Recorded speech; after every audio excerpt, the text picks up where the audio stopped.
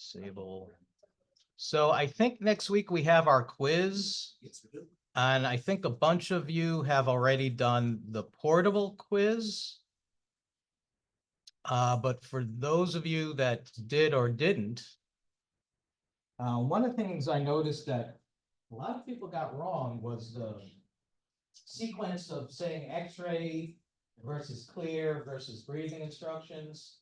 Everyone kind of did their own version, which was, I guess, okay. And I think part of it is that students ran away before the student actually yelled X-ray. So at that point, student really didn't feel like they needed to yell X-ray because they were just in the moment and everyone was gone.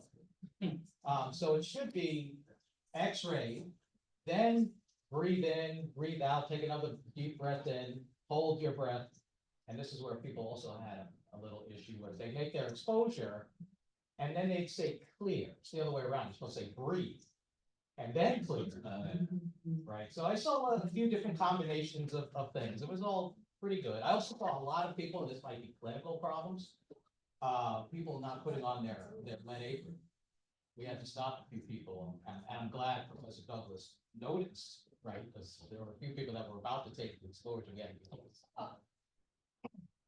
Maybe I have to put that into my next quiz, if people remember. In clinic, I know the techs aren't doing it, so they feel like enough distance is good, but it's not. The film badges you have are not picking up some low-level radiation, right? I wish I could find it. There was a YouTube video, some instructor at some school had a very sensitive dosimeter, and they went on portables with, I guess, a student or two, and they were like outside the door, and the portable's down by the wall, and it's picking up radiation. Yeah, so it doesn't take long to put on your apron. What are techs gonna do? Yell at you? Oh, you shouldn't be wearing. I mean, what are they gonna say? You're doing a bad thing.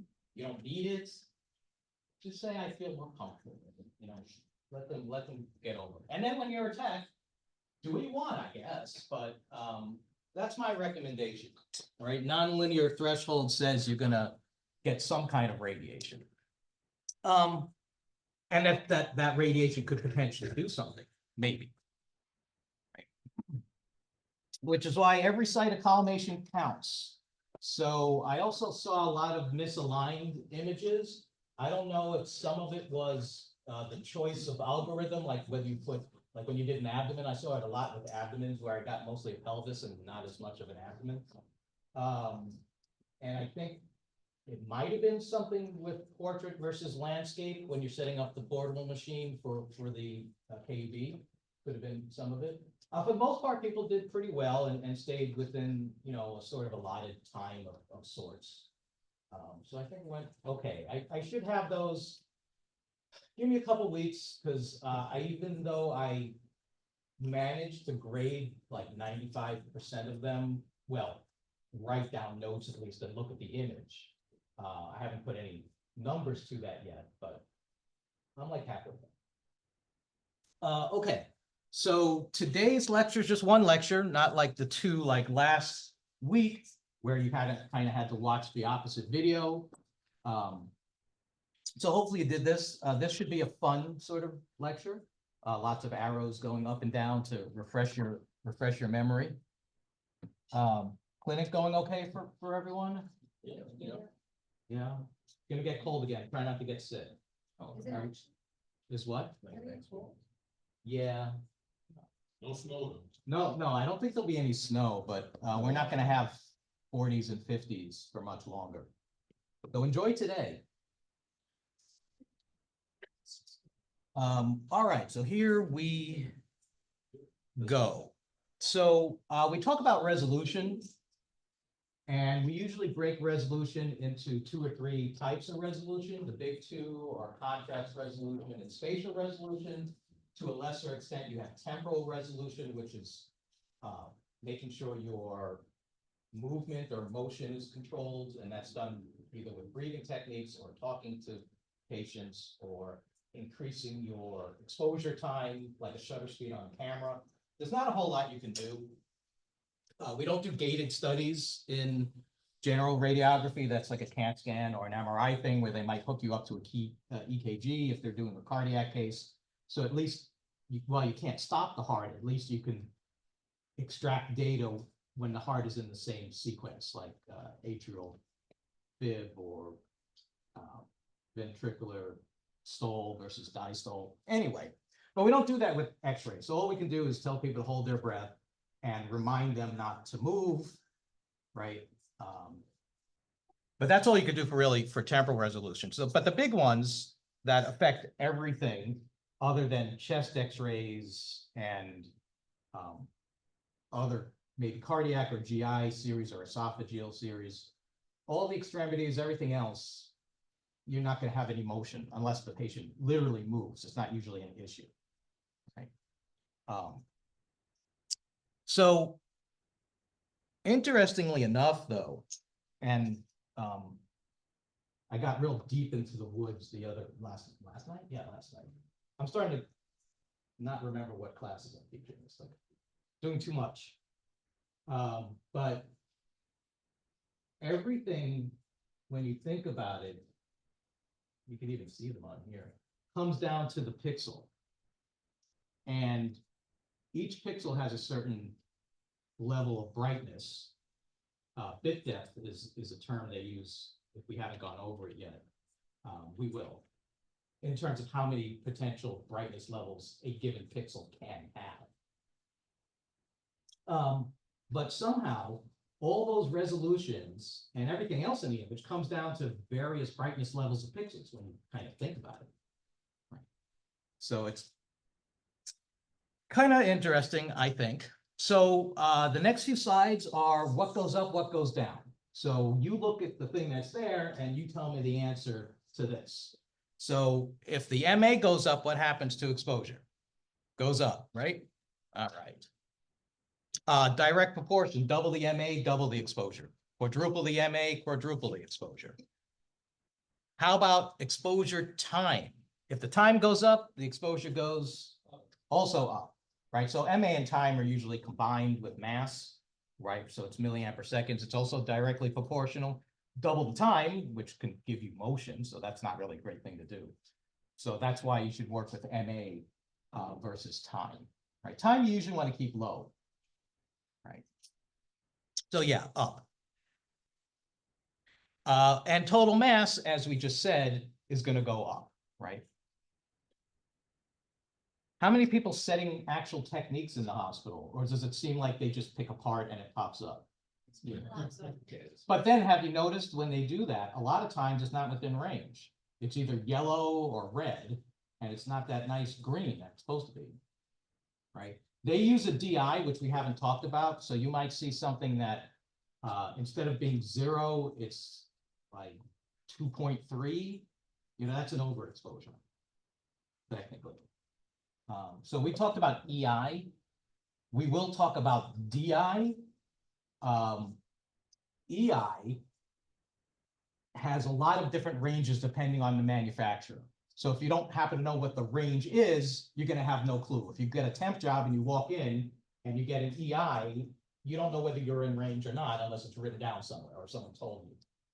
So that explanation has to do with DI. DI was an attempt to use a little formula to convert every different manufacturer's EI range into one DI range.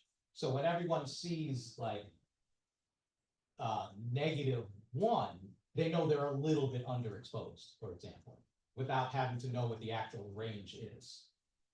And I think that's going to be more of what people start to use, right? Especially in the hospital. Someone, you have a question? You got a question? DI is exposure indicator. What's DI?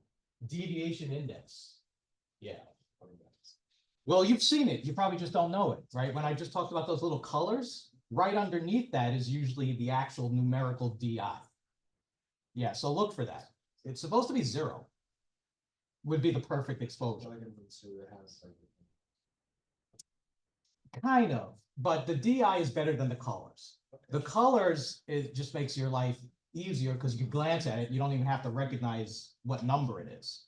You just know if you're yellow, you're a little underexposed.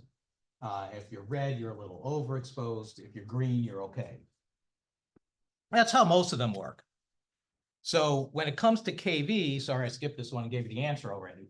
Big arrow, because it's exponentially going to get higher, right? So we know from the 15% rule that it doesn't take that much. You don't have to double KV to double the exposure. If you go up 15%, it'll double. But what that also means is if you go up, just 7%, right, it'll go up 50%, right? So it doesn't take a lot of KV to give you a much higher dose.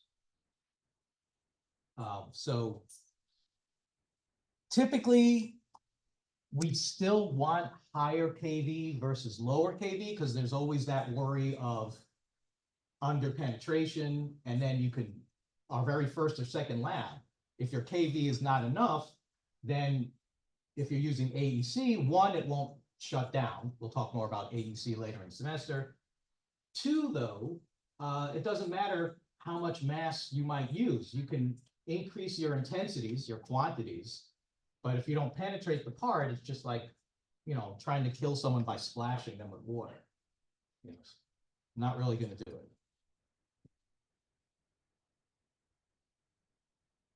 Okay, what are we up to? I could have sworn I just did this. Is this the same one? Oh, I just didn't click. Okay. Generator. This one's interesting. Generator could go either up or down. If you remember, does anyone remember how the generator efficiency affects exposure? The lower ones are worse than the better one. So we know we have, Single phase, triple phase. so we have single, we have triple phase, we have high frequency, and those are all descriptions of how efficient the generator is. And what that means is the more efficient the generator is, the more photons at the KV level that you set actually come out of the tube. That said, if you go from a single phase or less efficient generator, you might have a technique that works in that room, but then you go to use that same exposure in a room that's a high frequency generator, that's an overexposure to the patient, right? Because it's more efficient. It technically didn't need as much radiation that you set in the room with a single phase or the less efficient generator. So keep that in mind.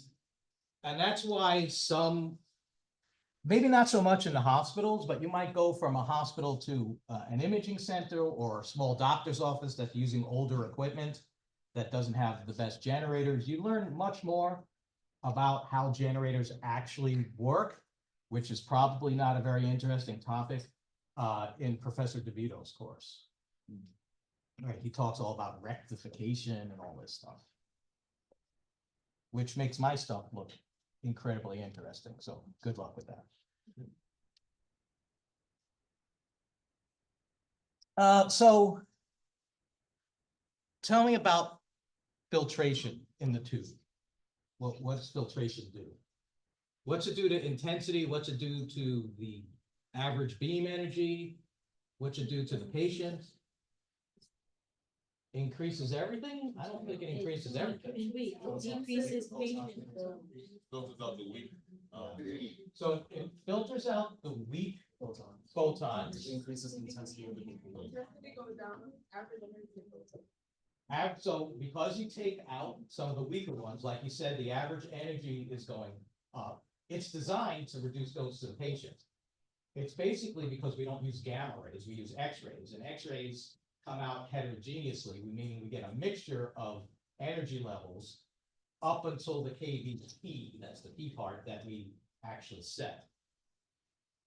So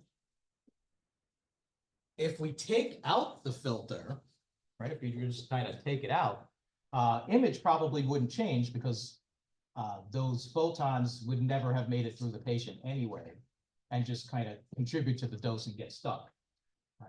Did we do that in our first semester filtration where we actually had the pieces of aluminum and had to tape it to the tube? Oh, that's coming then. All right. That's a fun lab.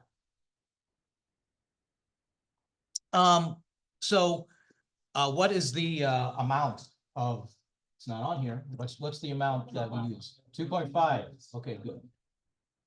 Yeah, what's the whole equivalent mean? It doesn't really have to be aluminum. That's right. So the aluminum, I think, is maybe 1 millimeter, and the other 1.5, if I'm correct, is coming from other stuff like the collimator, the mirror, the oil, whatever else that photons might have to travel through on their way to you. If the weaker ones get killed, then that's a good thing, right? Too much filtration, and then you start killing the good photons, right? Speaking of killing me softly with his words, she just died the other day. Wow. Yeah, that was her song, I think. That's crazy. Yes, that's it. Yeah. Lord, He died. No, she's alive, right? that's the Fuji guy. Oh, okay. I'm so. No, confused. Roberta Flack is like 80 something. She was not young. Rest in peace. Yeah. Okay. What's the remnant radiation? What does that term even mean? Remnant radiation or the remnant beam? That's the radiation. That comes out. Radiation that is the patient. The radiation is the IR. Right, so the primary beam is what's coming out of the tube. The remnant beam is what happens to make it out of the patient. Could be scattered, could miss the intent image receptor, right? But by definition, it actually makes it out of the patient.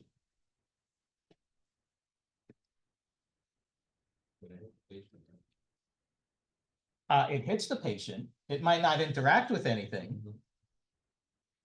Well, the remnant beam was part of the primary beam. It just changes names if it makes it out. Right? It's not, another photon. So collimation along the same lines as filtration is really good for not just reducing the dose of the patient, because you're literally restricting the beam. So you're going to expose less skin, if you think about it, right? Collimate, just less radiation to other surrounding areas. But what else is collimation good for? For, what did you say? I thought you said no. Why do we collimate besides like we're told to? Doesn't it reduce EI? Well, it would reduce the EI, which means the patient gets less radiation, and now you're just measuring it. So what else though? What about one of the qualities of the image that we started off the whole lecture with? Sharpness. Not spatial resolution, contrast resolution. So by collimating, you're going to cut out some of the diverging scatter, right? So if you cut out scatter, or basically whenever scatter goes down, contrast goes up. You're also cutting down noise, because that's what scatter kind of looks like in a digital image. On plain film, so going back to the 1900s when I was practicing, not that old, but they would call the film sort of fog. They would take on sort of fog appearance. Right now, it just looks like noise, which is a graininess. Okay. Part thickness affects the exposure to the IR from the remnant beam. So as the part thickness goes up, exposure goes way down. Someone remind me, what was that whole 4 centimeter thing from last year? Right, so it's similar to sort of being exponential like KV, in that a slightly thicker part requires much more radiation, vice versa, something a little bit smaller than you're used to, you have to reduce much more, right? So this is where AEC, automatic exposure control, really helps. You guys are using automatic exposure control at work, I'm sure, right? So with automatic exposure control, you don't have to know what's inside the patient, because even if you had those calipers that we kind of broke out in the first week when we were going on tour of the lab to kind of measure the part, just because you measure this, you might have the same measurement of 2 people, but one person has a mass, which would be terrible, and the other person doesn't. It's going to change the thickness of the patient kind of from within. It's not going to change the outside dimensions per se, but you would need to increase if the person had, let's say, a ascites, which is a swelling with a lot of fluid. It's a lot of alcoholics get that, and you'll see it in the ERs. Like the guys literally look like they're pregnant, because it's not just a big guy. It like kind of comes out like you put a beach ball See that? underneath your, What is you that? know. Beer belly or? It's worse than a beer belly. It looks, I've seen it, I thought it was pregnant, but. beer belly is kind of almost, well, first of all, it's not a technical term, right? But, second of all, it doesn't look the same, right? Because, it looks like a pregnant female that's in like their 6th month. No, literally. Yeah. Like the soccer guys do every once in a while when they score a goal, they'll put the ball underneath them. It looks like that. No, Yeah. So what do? You increase MA? Yeah, and or KV. In that case, you might want to raise your KV because it's more about penetration than increasing the quantity. So when something gets thicker, you need to go up in KV.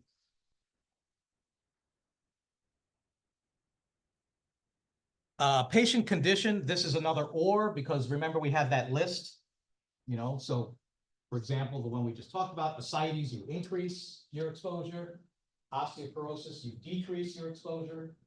You guys are lucky, right? Because CR and DR, so digital radiography in general, has a margin of error that's much, much larger in terms of its latitude for exposure compared to film. Film, only a few KV, and you were either too light or too dark.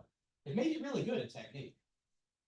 Wait, another I question. wouldn't go back because it was always kind of stressful, right? More things to go wrong. Another question with the, thicker patient, or what about like just a bigger patient? Wouldn't that also be a thicker patient? Yes, So it's the increased KV? increased KV. You have to have a certain amount of mass, right? You can't have like do a KUB with or a lumbar spine with like 3 mass and expect to use 140 kV to get it and make it look good.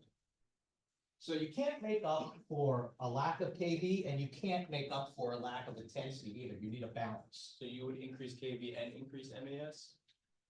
Or MA? I would, yes, but I don't see it that way. And you wouldn't increase KV. So first of all, your mass is somewhat standardized for the procedure you're doing. And then from there, I would increase KV. So what I mean is if you walk over to the console and your next patient walks in and you just did a hand on someone, you're not going to just leave the mass for what was on with the hand. You're going to go up to sort of a baseline mass for a KUB. And then from there, you adjust the KV. So,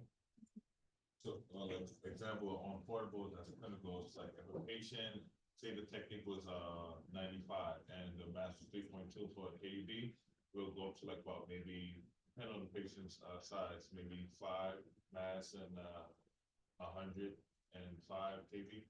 Maybe I don't like to teach to even though people do this and I'm guilty myself once in a while, is I don't like to change both. Because then it's kind of unpredictable. Right? Because we know that KV, we said before, was exponential, and we know that mass is proportional. So if you changed your mass and you changed your KV, and then I actually asked you to actually do the math and tell me how the quantity has changed, the intensity, how would you even begin to do it? Would you figure out the mass first and then the KV? Would you try to do them both at the same time? It's easy to do them one at a, either to figure out what the mass will do, that's direct square law, or figure out what KV will do, that's essentially 15% rule. But when you combine both of them, it becomes much harder to actually figure out what you're doing. We can use like a compound interest formula. Yeah, but text can't do that. Right. So it becomes harder. You have to have kind of a baseline, and that baseline comes up, right? When you pick the part on the algorithm, like we just said a few minutes ago, all these presets kind of just come up. From there, you adjust, right? And in terms of KV, so I'm a little bit old, so generally speaking, we didn't go over max 90. We were never at 100 unless it was a chest x-ray in the butt. That was different. But on a portable, we were always like 80, 85. But now, because the systems are more sensitive and they're basically good, better than what I had, certainly with film, the scatter that you create from increasing your KV is dealt with. So now you could go up to 95 and 100 and then lower your max Because of the grid or on TV or no? because of the technology, because of the algorithms and noise reduction specifically. So if I would have done portable chest x-rays at like 95 or 100 when I was using film, even if I had even if I lowered my mass, I would get an image that had too much scatter on it and would look kind of foggy and bad, right? So things have kind of changed a little bit. In general, KVs have increased, right? So that's a thing. When CR first came in, you were allowed to increase your KV because the system could handle it. You had a question? Oh, yes, I have a question. So from my experience right now doing portables, the techs are increasing mass instead of KV. When it's like a bigger patient, maybe like a 250, 300. Well, that's a big patient then, but what is their KV then? So they put it on the set, the KV is like 85, 95, Well, so if it's 85, but it's if already it's, set at 85, 95. if it's already 85, 95, how much more can you go up? That's I don't even know where the portable max is at. I Like went up to 110. like about 110 or Yeah, yeah. 110? Yeah, That's the max? I mean, that's the highest. On I yours did, anyway. Yeah. Yeah, that traditionally, But the mass is always low, from what I've seen, when it's in stand, it's always like 3.2, 2.2. Yeah, so that's the yeah, original technique. things have changed. Maybe I need to go on a few more portables, but It's on the Shimatsu, right here, we have it.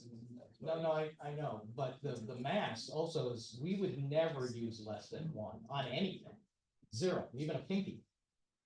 Right, but now I see people are going less than 1 on things and our index is coming out okay. So that's a good thing, because if you increase your KV and you associate that with a reduction in mass, then dose will go down. If you increase your KV and don't change the mass, then dose goes up, because you're increasing the intensity at the tube with the higher KV. It's not even about penetration at that point. It's just you're literally creating more photons at the anode. That make sense? Yeah.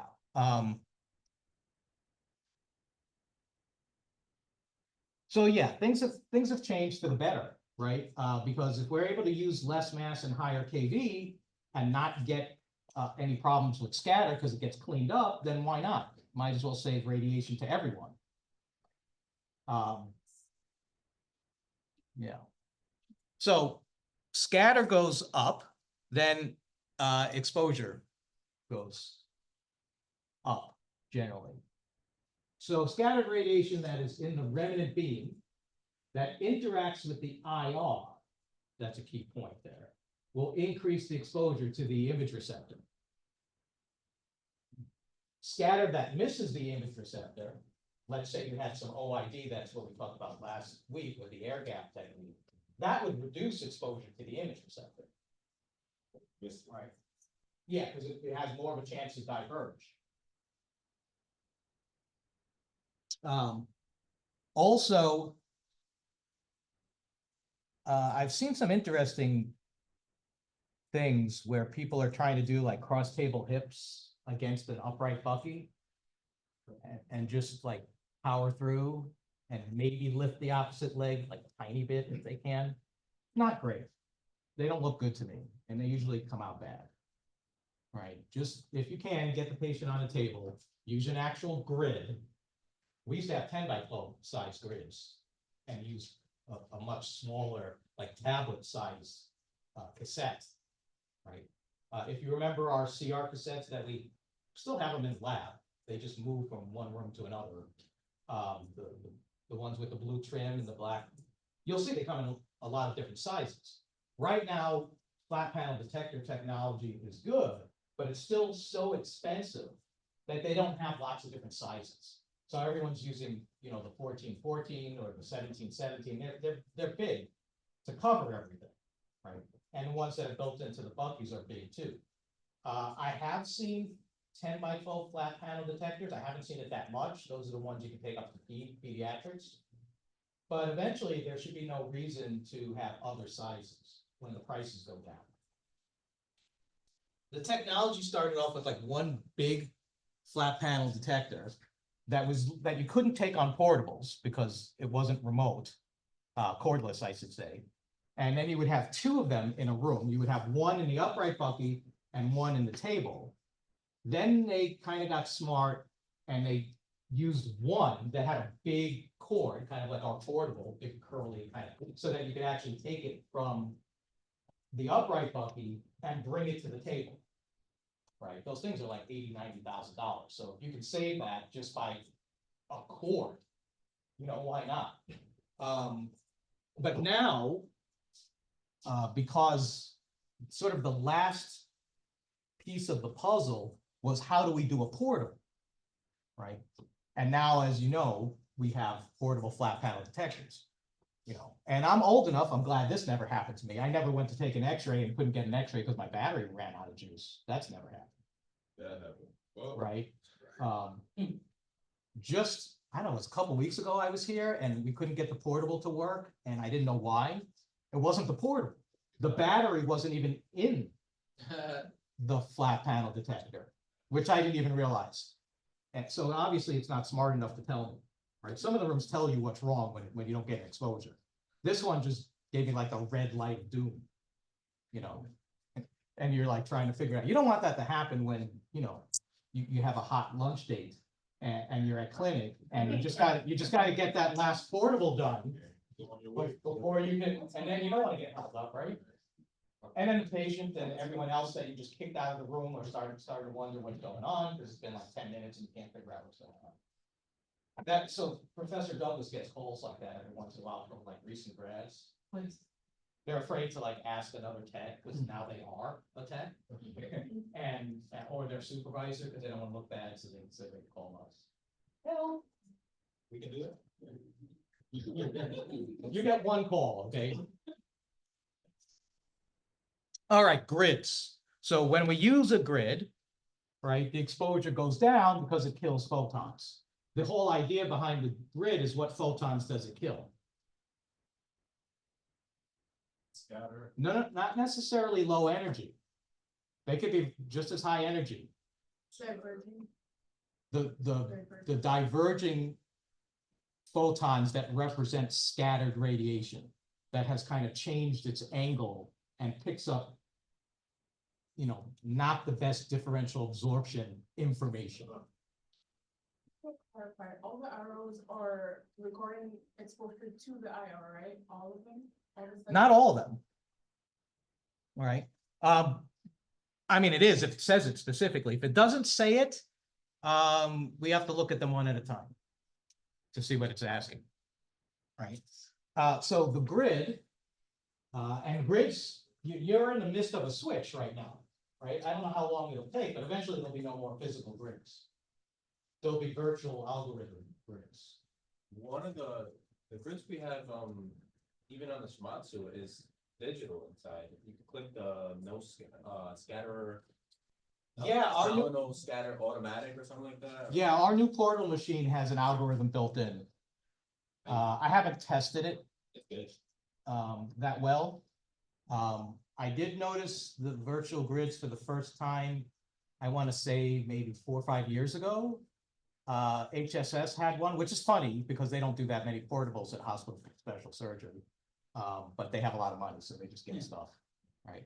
They have a spinal x-ray room where the patient just like stands up and 2 tubes come down at the same time, 90 degrees. So they get like an AP and lateral at the same time. But isn't that like the fluoroscopy room? Right.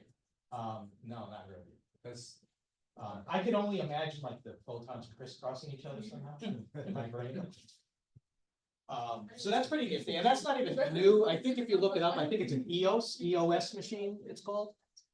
So it's a standing full body spine where you get AP and lateral basically at the same time.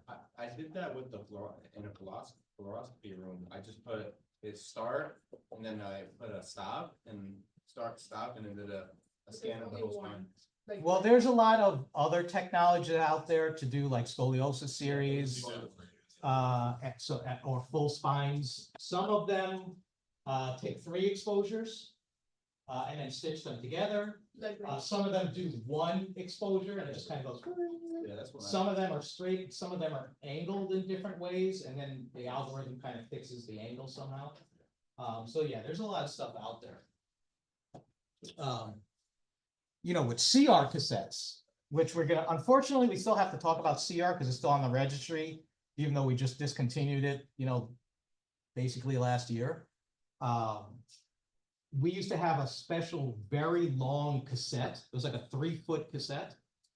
And you'd have to put it in the plate reader. So CR cassettes have a plate reader that you'd have to kind of put it in. You'd have to put it in, take it out, spin it around, and put it back in the other direction to get the other half. So we'll talk about those. So there are systems now that are much easier. Yes. questions with virtual grid, if we talk about that, that means we don't have that physical grid That's right. in the bucket anymore, right? It's gonna be a long time, I think, before they get rid of the ones in the table. But so I think the first use of virtual algorithms that basically, so what they really are, I think the word virtual grid is just maybe manufacturer specific. I don't know if it's maybe, if everyone uses that across the board. What it is a noise reduction algorithm. So it removes the noise on like a KUB or pelvis or whatever you're doing portably, such that the image looks clear. How would it reduce it? Would it adjust MAS all by itself? It'll start. No, my understanding is it happens in the reconstruction. In other words, it happens post exposure, right? It doesn't just adjust the mass or anything. Although CAT scanners do stuff like that, Yeah. right? Because when the CAT scan is spinning around you, you need less radiation when the tube is going this way, and you need more radiation when it's going this way. Yeah. So they made an improvement because the generators and the response time got much better, so that it could change 4 times in one 360-degree rotation. Because you're here once, then you're here, then you're here, then you're there. So it has to change 4 times and the rotation time is less than a second, right? Actually down to about, I don't know if they're doing this, but the fastest ones I've seen are maybe a little bit more than a quarter of a second. Diameter of 70 centimeters. So it's fast. You know what they did before? It's kind of insidious. They made you turn around. No, they just used the higher amount. You just made sure that you penetrated this part, and if you could penetrate this part, you would definitely penetrate this part. Right? They just use more, right? They do that all the time. If you learn and think about it, it's like there's little detectors. Technically, there's a space in between the detectors, and interspace, like ceramic material. Forget what it's called. So the photons that fall in between the detectors just die and don't do anything. So what do? They increase the radiation Couldn't they just to account for the ones that you lose just because you missed the detector. couldn't they just put a shield on the spots that they wouldn't want to radiate? No, so it works different with the detectors. The detectors are like small, they're like the sizes of the boxes on graph paper. Yeah, detectors are like 0.65 or 0.5 millimeters. Yeah, they're small. Did you about to say something? Yeah, so when I was on portable and we had to do for NG tube, when we saw the placement, they had to reprocess the image. Is that so they can see the tube clearer? Like, is that the same thing as the digital grid or no? Similar, right? It's taking the raw data and using a different algorithm. So the exposure was done, right? No matter what algorithm you use at this point, it's not gonna fix a complete lack of radiation. It's not that good at fixing like a lot of noise, but you can reprocess an image. We can do that here. Yeah. So it's good in a way. Let's say you did a lateral chest X-ray, but you had it down as PA. Right? And because of that, it's too light. you might be able to reprocess it and it might fix it. If that was film, It's doctor. you would just have to repeat, right? There was no, the good thing about film, in my opinion, was that you didn't have to be as fast. No one expected cases to be done like, sometimes it's really crazy now, because with film, you had to take your cassettes, which had the film inside, even older than the CR cassettes, so we're going back another level, and you'd have to go to a dark room and open them up and put it through and wait 90 seconds, and 90 seconds is not like an eternity. Imagine if it took 90 seconds for your image to pop up, and you're just like staring, count to 10, even 10 seconds is long. One is, That's good. you're like, yeah, right? When it comes to digital radiography, every state is like New York City. Everyone's like moving along, right? Yes. Right, nothing. If you have a virtual grid, that means that we don't have the physical one now. Doesn't mean that, does it work with the exposure you have, or you would still have to increase it? Like how So that's the thing. Yeah, you don't have to use 4 times the radiation. So the other thing about using, and again, virtual grid is really just an algorithm that goes by a technical term, noise reduction, So that's right? better. Or it uses what we'll learn. We're gonna go into some of this stuff in the next few weeks. We're gonna get into terms like a low pass filter versus a high pass filter, and we're gonna get into some of the reconstruction stuff. We'll talk about where does the EI even come from and things like that. But so I don't know if virtual grid is a legitimate term or just, something that a couple of the companies maybe made up.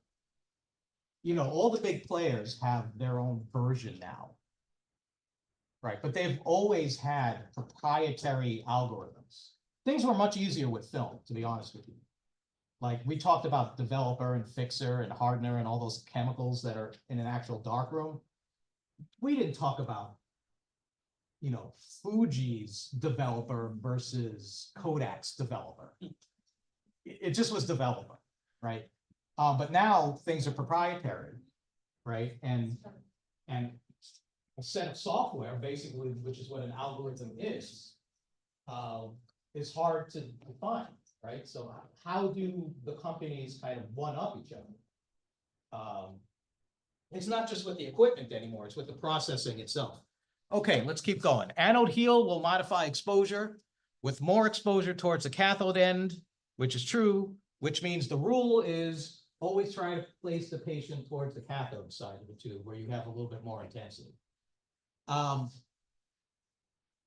That intensity increases the further out the collimation is, right? So if you're an inch away towards the cathode from the central ray, that's not going to really change that much.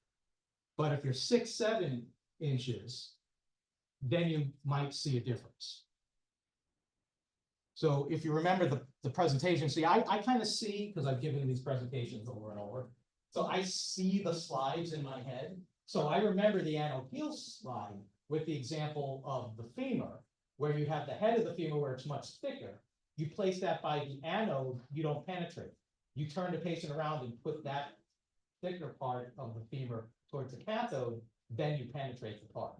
That's the way the picture looked, right? It was a comparison of the two.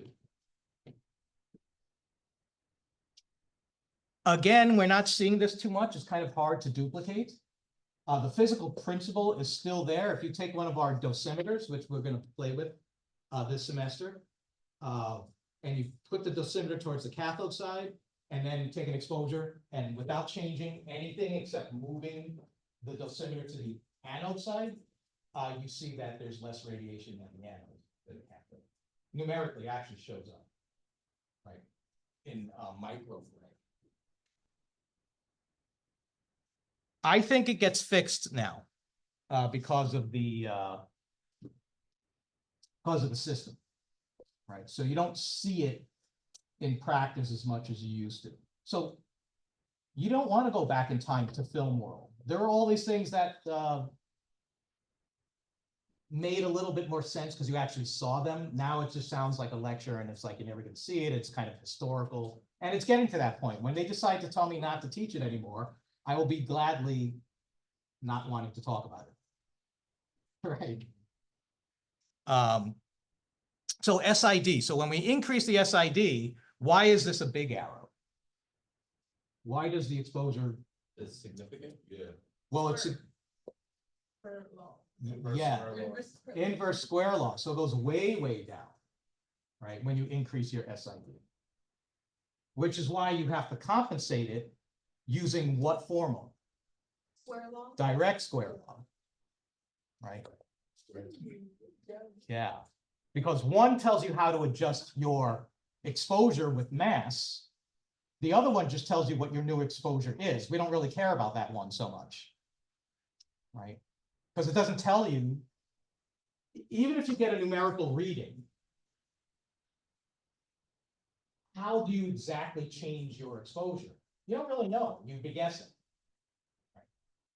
You'd have a better guess if you either doubled or halved the SID. That would give you a good guess. But if you just change it by a few inches and you got a readout that is, 10% more, how much do you actually change your exposure technique? That's kind of hard to figure out. Again, that helps with AEC, because AEC just turns off when it has felt the radiation go through the patient. And then it sends a message to the generator to turn on. So our AEC lecture in a nutshell could be a 5-minute discussion, but I'll make it last at least a half hour. I got to give you guys your money's worth. Well, there are some, the thing with AEC is if you don't use it correctly, it can really mess things up. Okay, OID. As OID increases, less photons reach the IR. That makes sense. That's the air gap technique. Exposure goes down. I think, so we had some controversy just a little while about this, right? Weren't we talking about OID? Who was I talking to about OID? Was that you? Sure, yeah. All right, well, so I guess it goes down similar to the inverse square law, right? I have to double check. I wonder if your OID doubled, would your radiation go down by 1/4? I'm thinking that's what the book says. All right. We'd have to set up an experiment to prove that, which you could do, right? We'd have like a phantom, like the chest on the little metal cart, and we'd set up a certain amount of OID, and we'd have like a digital, we could probably just see the readout that comes with the image. You guys know that when you make the exposure, it gives you the amount of radiation. It estimates the amount of radiation. You ever look at it to see what the patient's actually getting? Take a look at the console, right? There's a whole lot of information on there. It might give it to you in units that you don't use all the time. It might give it to you in like centigrade or something. But one of the things you should have on your phone, in addition to the Candle app, you should have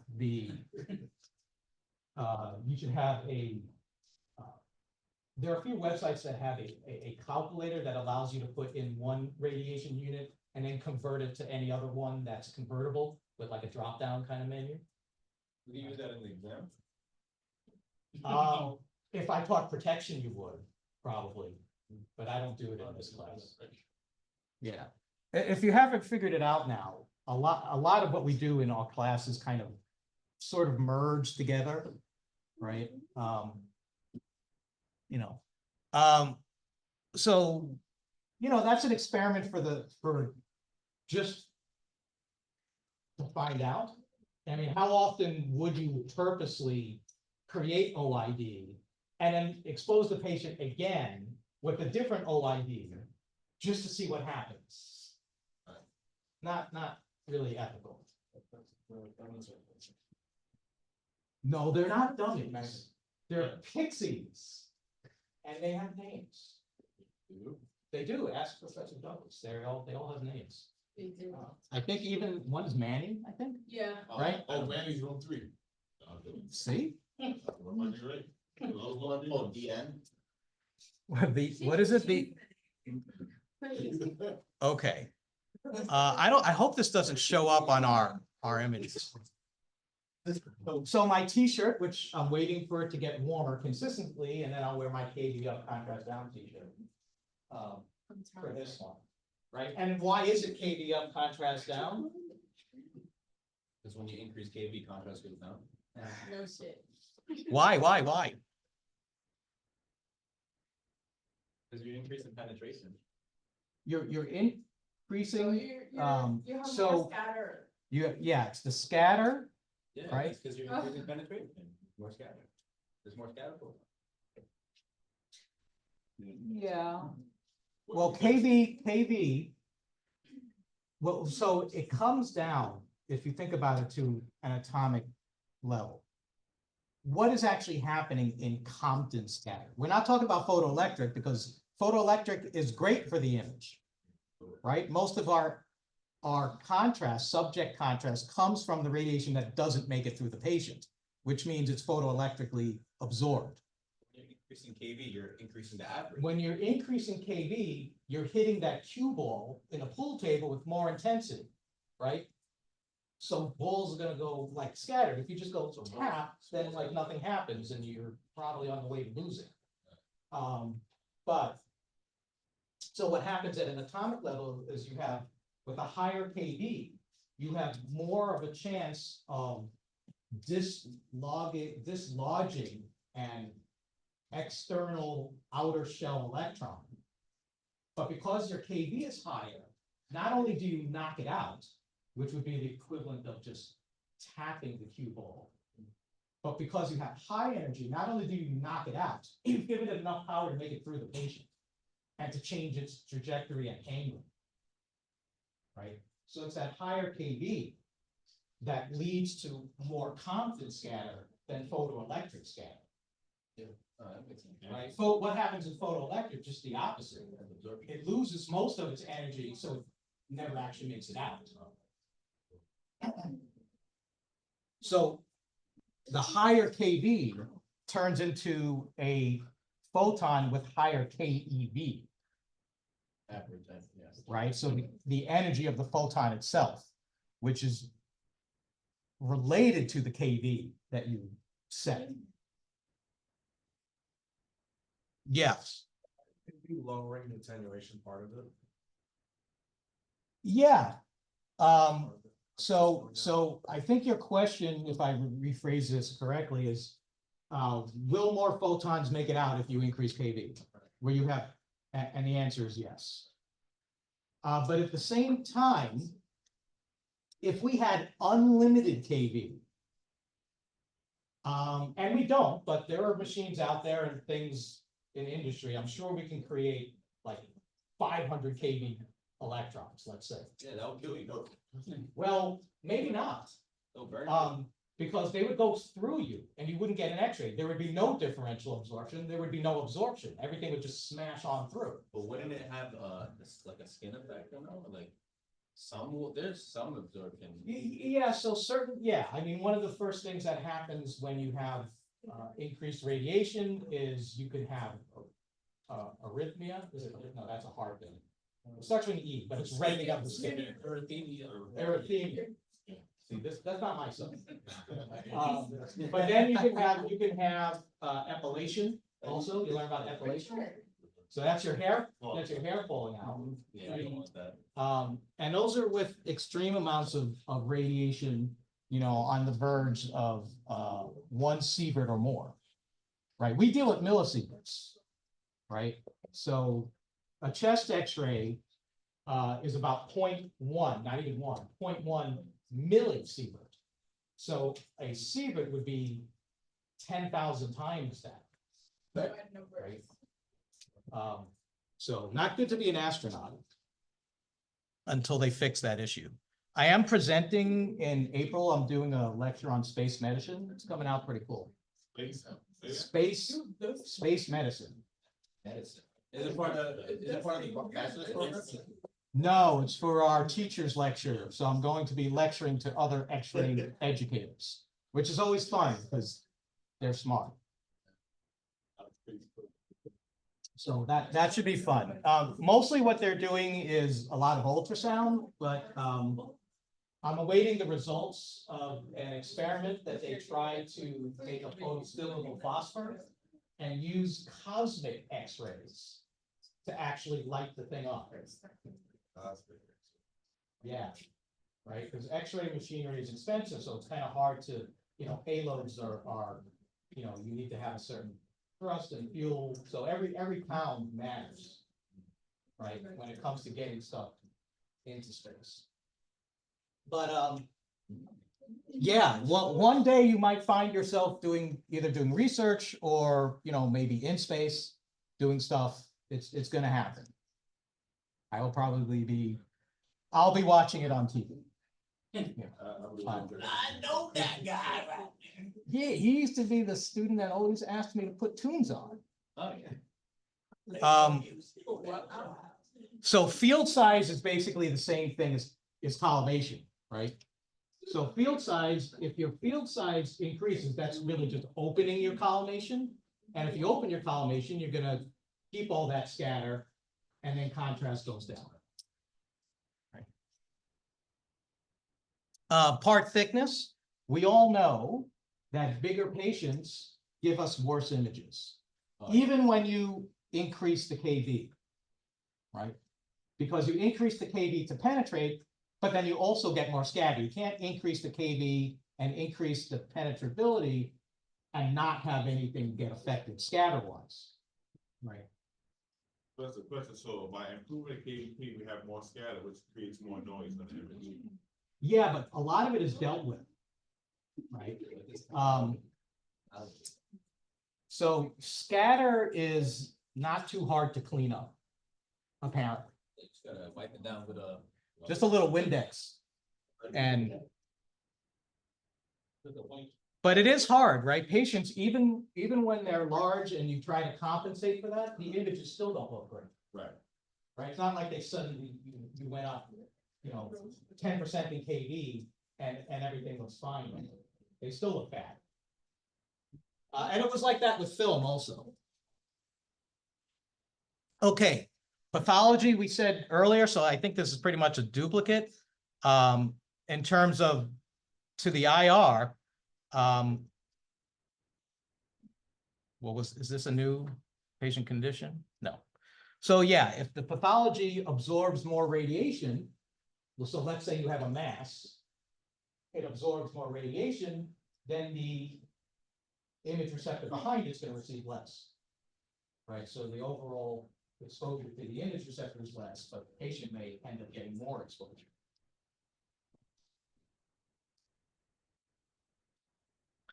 Scatter up, contrast down, we talked about this. Use of a grid, the whole reason to use a grid is so that contrast goes up because we're getting rid of noise by getting rid of scatter. Only problem, with the grid, until we go virtual grid or better noise reduction techniques. They've had noise reduction techniques for a while. Only recently has it extended into portables. So maybe around 5 years or so has it started to kind of be out there. I would say the vast majority of people are still using grids. All the tables still have grids in them, right? I think. OID, right? When we have OID, we'll get contrast. We don't use OID to increase our contrast. Why do we use a grid? Why not use OID? No, it's very predictable. But what are we predicting? You're close. You're close. What's the downside of OID? Magnification. Yeah. So you might have better contrast, but if the image gets magnified to the point that you cut anatomy, well, that's going to defeat the whole purpose, right? Yeah, and then you have to repeat, which only means you're adding more radiation to the case anyway. No good, no bueno. All right. Motion is bad, right? Only way you can control motion a little bit is by holding your breath. using gating techniques, which doesn't apply to general radiography anyway. That was the whole EKG stuff I I use mentioned. the Picostat. Picostat is helpful, right? That's sort of a mobilization device. I'm not sure I'd have to ask Dr. Rahman what the latest is on whether you can even use the word like restraint. I think I tried. Oh, yeah, I have to, That's more for extremities, I right? paid somebody. I think, They just get it going. excuse me, That's more for extremities, so arms, legs, moving. arms, legs, it's to kind of remind people not to move. Nah, I just knocked the patient out, Yeah, sometimes, so we had a patient the other day that was complaining before they even got into the room. The case is not gonna go well after that. I mean, I suppose he was in legitimate pain. He just had a hip pinning done, so he just came. I don't know if he just came from surgery, maybe it was within 24 or 48 hours and he was getting some x-rays. So he was probably in some pain, but you've probably seen or will see that some people can handle pain incredibly well. Like you'll see someone with a fracture. You can't tell them, right? And you're like thinking to yourself, this patient seems really calm and follows directions well. Then you have people that turn out to be negative and they're just terrible. Right? I'm not saying they're not in pain either, but some people can handle it and some people can't. Right, some people do the casual ow, ow. Well, this guy was actually cursing at us. Yeah. One what? My tech that graduated here like a couple years ago, Uh-huh. told the patient it was broken. And she was freaking out, but she freaked out more. And I was looking at him like, what? Well, she shouldn't have done You're that not- yeah, anyway. you're not. Psychological too. Like, listen, the doctor's gonna tell you. So Take this picture. never tell patients what they have. And he kept going. She You was like, have "Is it gonorrhea. bad?" And my tech was like, That- "It's not bad." Because one, She's like jumping one, up and you down can for be, percent. you can be wrong. She's like, "No, sir." That's out of your Then scope you of got it, practice. He wasn't one of my students, which was unfortunate. I don't know where he went to school, but a patient came in who was a resident at the hospital. And she was like, can I see the x-ray? She wanted to come behind and he was like, no, get it. Talk to your doctor. Didn't care what her, she was a doctor. It'll come to you 2 to 3 days. Yeah. Because they are- So I just advised him, no. But that It'll looked look good, either way. Right, right. Shut them down. So, yeah, we're not supposed to show, occasionally I'll show some little like 6-year-old, look, there's your chest X-ray. But that's a little different, right? Than. Like the dog. I had a mom That's the ask, phone up. I had a mom ask me, Oh, like, no good. I said, no habla inglés, no. Well, so yeah, we can get in trouble for that kind of stuff, right? So sometimes this is a term. It's kind of called false images. The way I best describe it is you've used tracing paper like at least once in your life, right? Imagine that you have like 5 or 6 pieces of tracing paper Yeah. and you're tracing one like turtle, or whatever it is for that art school that's been around for years. And you kind of move the tracing paper a tiny little bit each time, then put all of them on top of each other, it's gonna create a blur, The number. kind of. And that blur is what we call false motion or false images. It's actually multiple images kind of on top of each other.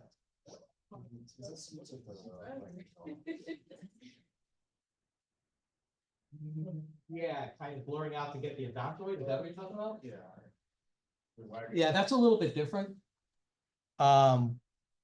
So we don't have to go over the rest of this, but this basically sums up everything we've already talked about. I'm gonna kind of go through it for the video, so it's there. Right? But basically it's everything we've just talked about. Geometric penumbra. One thing you want to know about is the more spherical the object, the more blur, the more penumbra you get, right? When the object lines up very well with the beam, then you get the least amount of of penumbra. All right. So if you look at this,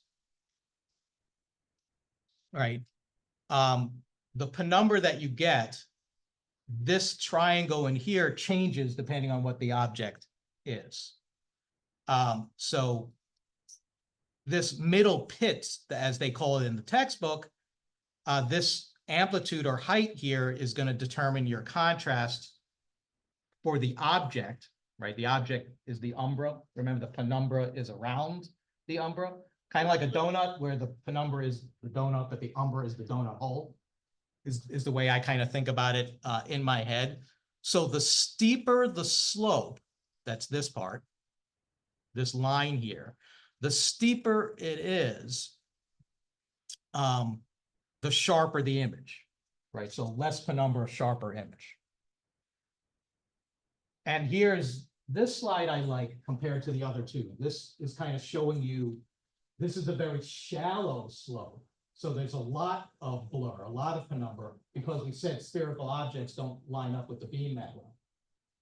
This one is kind of in the middle of the two. It's still not as shallow as the one on the right. There's a steepness to it, but it's certainly not as steep as this. This is like a wall going on. It's as steep as possible, but if you see here, the alignment is perfect, the way they draw this illustration, in that the beam literally matches up with the side of the object, like perfect. That's going to give you the least penumbra. That's going to be the sharpest image. So C would be the worst? So C would be the worst, correct. How much more did I have here? I think I took my time. We are probably going to continue. I think we'll start off with this next time, because I don't want to try to do some complicated slides with new information in 4 minutes.